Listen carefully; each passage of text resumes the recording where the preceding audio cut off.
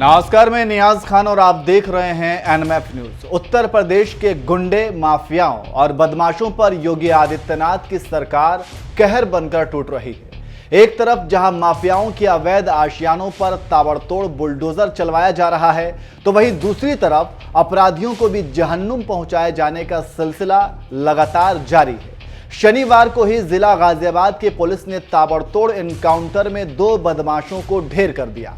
इनमें से एक बदमाश 1 लाख का इनामी बिल्लू दुजाना था, तो वहीं दूसरा बदमाश 50,000 का इनामी राकेश दुजाना है।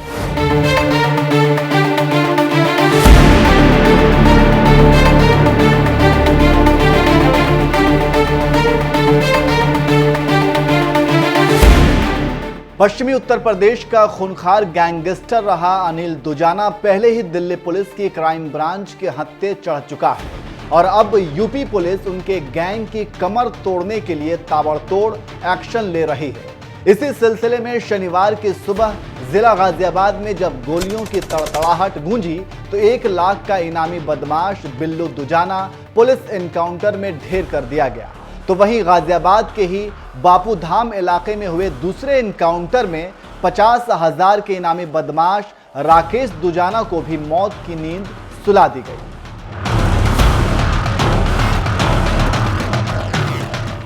कैसे मारा गया राकेश दुजाना? अनिल दुजाना गैंग से जुड़े 50,000 के इनामी बदमाश राकेश दुजाना को लेकर इनपुट मिलने के बाद इसे दबोचने के लिए पुलिस ने पहले से ही जाल बिछाया था।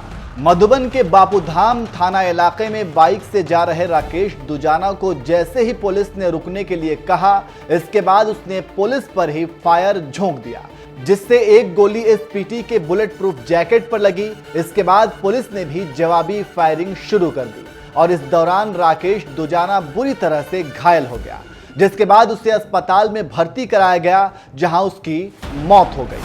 कल रात अचानक पुलिस चेकिंग कर रहा था। उस समय पहले एक सूचना मिली कंट्रोल रूम के माध्यम से और एक जगह यहाँ पे मधुबन थाना क्षेत्र में एक मोटरसाइकिल में 2 लोग पुलिस रुकने के लिए प्रयास की थी।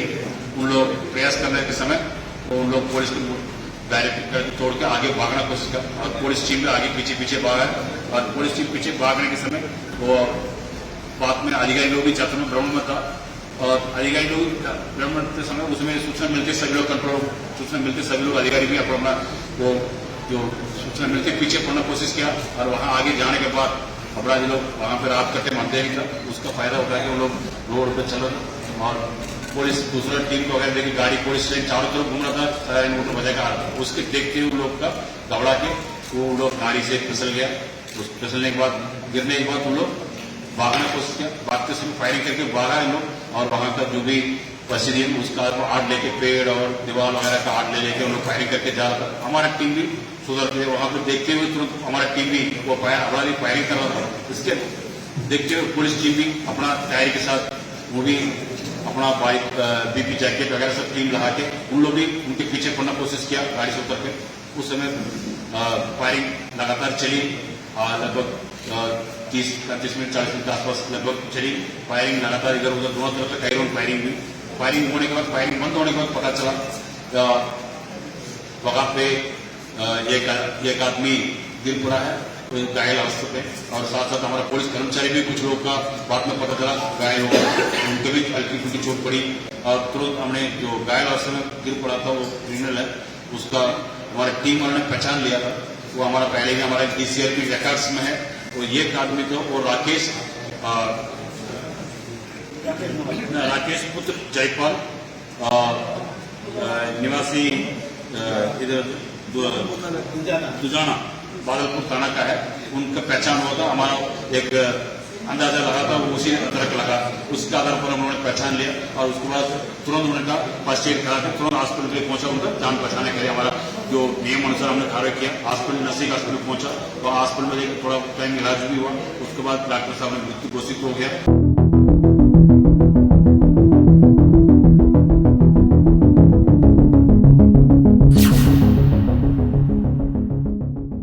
राकेश दुजाना का एनकाउंटर गाजियाबाद जिले के बापूधाम थाना इलाके में किया गया, तो वहीं दूसरी तरफ गाजियाबाद के ही इंदिरापुरम इलाके में 1 लाख के इनामी बदमाश बिल्लू दुजाना उर्फ अवनीश को भी पुलिस ने एनकाउंटर में मार गिराया। एसएसपी मुनिराज ने बताया, बदमाश बिल्लू दुजाना उर्फ अवनीश पुलिस बैरिकेडिंग तोड़कर भाग रहा था। उसे रोकने की कोशिश की गई तो इसी दौरान उसकी बाइक फिसल गई और वो जमीन पर गिर पड़ा। गिरते ही उसने पुलिस पर फायरिंग कर दी, जिसके बाद पुलिस टीम ने भी जवाबी फायर झोंक दिया। इस दौरान एक गोली बिल्लू दुजाना के सीने में लगी और वह बुरी तरह से घायल हो गया। उसे जब अस्पताल ले जाया गया तो वहीं उसने दम तोड़ दिया, जबकि पुलिस की स्वाट टीम प्रभारी और एक कांस्टेबल भी गोली लगने से घायल हो गए।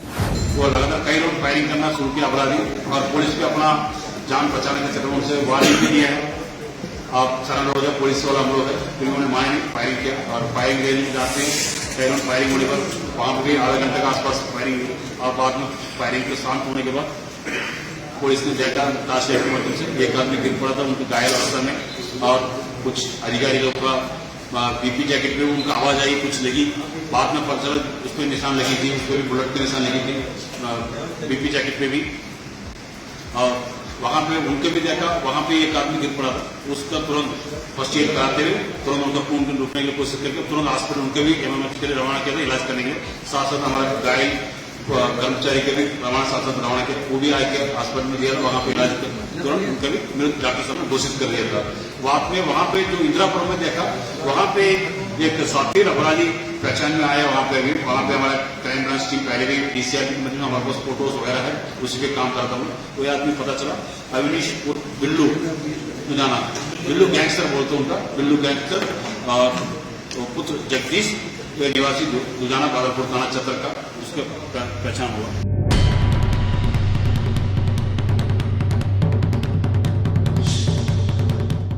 गाजियाबाद के इंदिरापुरम और बापूधाम इलाके में हुए 2 एनकाउंटर में मारे गए बिल्लू दुजाना और राकेश दुजाना जरायम की दुनिया के खूंखार गैंगस्टर माने जाते थे।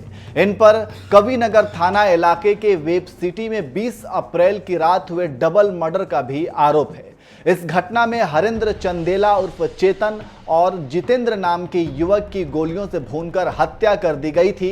इस हत्याकांड के बाद से ही बिल्लू और राकेश दुजाना फरार थे, जबकि बिल्लू का भाई अनिल नागर पहले ही मुठभेड़ में पकड़ा जा चुका है। ये मर्डर पुरानी रंजिश का बदला लेने के लिए अंजाम दिया गया था। उन्होंने ये मर्डर पुरानी रंजिश का बदला लेने के लिए किया था और गाजियाबाद पुलिस ने बिल्लू दुजाना के साथ ही राकेश दुजाना का भी चैप्टर क्लोज कर दिया। एसएसपी मुनिराज के कमान संभालते ही 24 घंटे के अंदर हुए इन एनकाउंटर की जहां पूरे यूपी में चर्चा हो रही है, तो वहीं खुद एसएसपी मुनिराज ने इस मामले पर क्या कुछ कहा, आइए आपको सुनाते हैं। और ये दोनों अपराधी हमारा जनपद से रिवार्ड पहले भी हुआ है। 1 लाख इनाम बिल्लू दुजाना के ऊपर 1 लाख इनाम हमारे एडीसी साहब ने करा के रखा था, और राकेश के भी 50,000 का इनाम था हमारा। अभी आप लोग को मालूम है जो वेब सिटी में पिछले 25 दिन पहले 30 दिन पहले एक डबल मर्डर हुआ था, संसदी केस हुआ था। वहां कई लोग गोली चली थी वहां मौके पर, उस पर 2 लोग मर गए थे, वहां में डेथ हो गया था। उस केस में एफआईआर दर्ज हुआ, नामजद एफआईआर का, इस पर दोनों वांछित था। और इसके अलावा ये दोनों अपराधी के बारे में आप लोग पहले भी पुराना लोग आप जानते होंगे। यहाँ पर चर्चित एक दुकान था मदन स्वीट के ऊपर, यानी उनका दुकान में जाके फायरिंग किया जाएगा, सीधे फायरिंग किया, उनका गला ऊपर सीधे फायर किया था, उसको उनकी जान बच गया था। उसके बाद फायर करने के बाद उनका फोन के माध्यम से टिक्की भेज के रंगदारी पैसा मांगा था, उनका गुंडा टैक्स मांगा था। इस तरह का यहाँ पे आदत था इनका। ये दोनों अपराधी साथ साथ मिलकर कई लोगों के ऊपर हमला कर चुके हैं, खासतौर से एनसीआर रीजन में, नोएडा, गाजियाबाद, दिल्ली रीजन में इनके ऊपर कई मुकदमा है। जो बिल्लू के ऊपर 25 मुकदमा है, उसको आप देखेंगे डकैती भी है, लूटपाट भी है, साथ साथ कई लोग को रंगदारी मांगने के भी इनके ऊपर मुकदमा है, कई बिजनेसमैन का धमकाना है, और किसी के देखते हुए किसी के पैसे देने के इनकार करते उनको ऊपर फायरिंग कराना है, आदमी भेज के शूटर से भेज के फायरिंग कराना है। इस तरह काम ये करते थे इन लोग दोनों लोग। और साथ साथ किसी के ऊपर गोली तुरंत चलाते, वो भी 1 राउंड नहीं चलते, कई राउंड चलाते, एकदम 10 कभी घटना करते तो इन लोग के साथ कम से कम 20-25 राउंड फायरिंग होना है, 1-2 राउंड फायरिंग नहीं करते। इस तरह दूसरा अपराधी थे लोग।